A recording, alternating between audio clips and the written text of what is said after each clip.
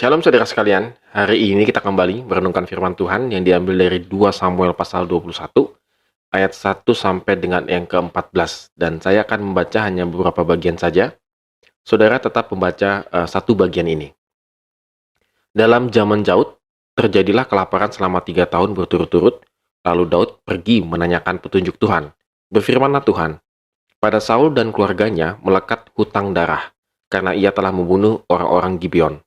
Lalu raja memanggil orang-orang Gibeon dan berkata kepada mereka, orang-orang Gibeon itu tidak termasuk orang Israel, tetapi termasuk sisa-sisa orang Amori, dan walaupun orang Israel telah bersumpah kepada mereka, Saul berikhtiar membasmi mereka dalam kegiatannya untuk kepentingan orang Israel dan Yehuda. Ia membawa dari sana tulang-tulang Saul dan tulang-tulang Jonathan anaknya.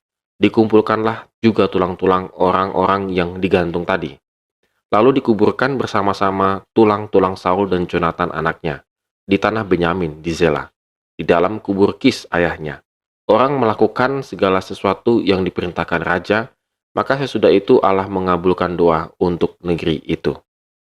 Ya, saudara, ada semacam perjanjian bahwa orang Gibeon tidak akan dibunuh dan diusir dalam Yosua pasal 9 ayat 3 sampai dengan yang ke-15. Mereka adalah orang asing pada waktu itu, namun oleh Yosua diperbolehkan hidup berdampingan dengan orang Israel. Dan keberadaan penduduk Gibeon pada waktu itu sudah dianggap sebagai bagian dari bangsa Israel, karena mereka akhirnya bercampur satu dengan yang lainnya. Nah, ternyata Saul itu melanggar sumpah tersebut dengan membunuh orang-orang Gibeon demi kepentingan bangsanya. Tadi kalau kita lihat di ayat yang kedua, jadi memang ada semacam kepentingan politis, akhirnya Saul melanggar sumpah tersebut. Di mata Tuhan, ini merupakan sebuah kesalahan yang sangat fatal karena melanggar sumpah di hadapan Tuhan. Sebagai hukumannya, orang-orang Gibeon menuntut agar 7 keturunan laki-laki Saul digantung. Kalau saudara membaca, itu muncul di ayat yang ke-9. Saudara, mungkin kita menganggap bahwa orang-orang Gibeon tersebut sangat sadis begitu ya. Mintanya tuh anak-anaknya Saul digantung gitu ya. Waduh, ya memang sadis ya. Bayangkan bahwa nyawa anak-anaknya Saul ini, keturunannya, 7 keturunan Saul ini. Namun kita harus menyadari bahwa dalam dunia purba, pelanggaran perjanjian harus dibayar dengan nyawa. Jadi memang pada konteks pada waktu itu, memang lazim seperti itu. Bahwa ketika ada nyawa yang dituntut, itu karena memang untuk membayar nyawa-nyawa yang lainnya. Karena kenapa? Balik lagi saudara. Karena Saul telah melanggar perjanjian tersebut dan menghilangkan banyak nyawa orang Gibeon. Jadi tidak hanya 7 anak Saul itu kayak pengganti. Memang banyak sekali orang Gibeon pada waktu itu yang dibantai. Maka Tuhan menganggap Saul telah berhutang darah di ayat yang pertama. Jadi memang pelanggaran yang dilakukan oleh Saul itu sangat fatal. Karena pelanggaran yang sudah menyangkut hutang darah. Saudara, Tuhan tidak suka bila umatnya menganggap remeh perjanjian yang telah dilakukan dengan bersumpah dalam nama Tuhan. Itu berarti mereka meremehkan Tuhan. Jadi kenapa sampai itu benar-benar dilanggar?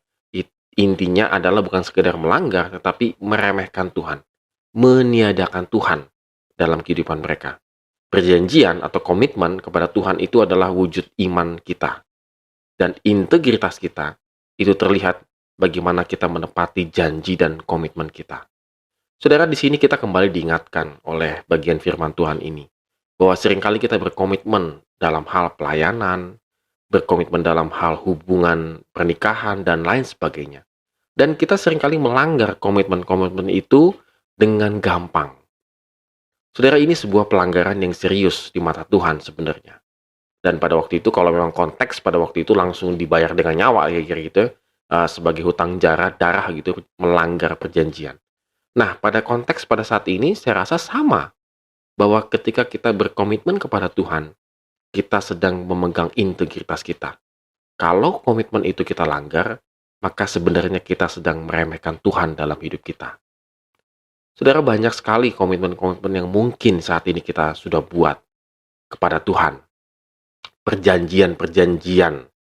Tuhan, seandainya kalau saya hidup, saya akan begini dan begitu. Tuhan, seandainya kalau saya lolos dari maut ini, saya akan begini begitu. Tuhan, kalau saya dapat pekerjaan ini, maka saya akan begini dan begitu. Tapi kenyataannya, saudara, ketika kita sudah mendapatkan apa yang kita inginkan itu, maka kita melanggar perjanjian kita, komitmen kita di hadapan Tuhan. Sama saja kita sedang meremehkan Tuhan. Oleh karena itu, saudara sekalian, pada hari ini mari kita renungkan. Apakah kita sudah banyak sekali melanggar komitmen-komitmen kita? Mungkin kita tidak mati digantung seperti yang dialami oleh ketujuh keturunan Daud itu. Tetapi setidaknya satu hal yang pasti, hubungan kita dengan Tuhan sudah mati. Oleh karena itu, saudara sekalian, mari kita renungkan firman Tuhan pada hari ini. Mari kita kembali berkomitmen, kita pegang teguh janji kita kepada Tuhan untuk tetap setia kepada Dia dan takut akan Dia.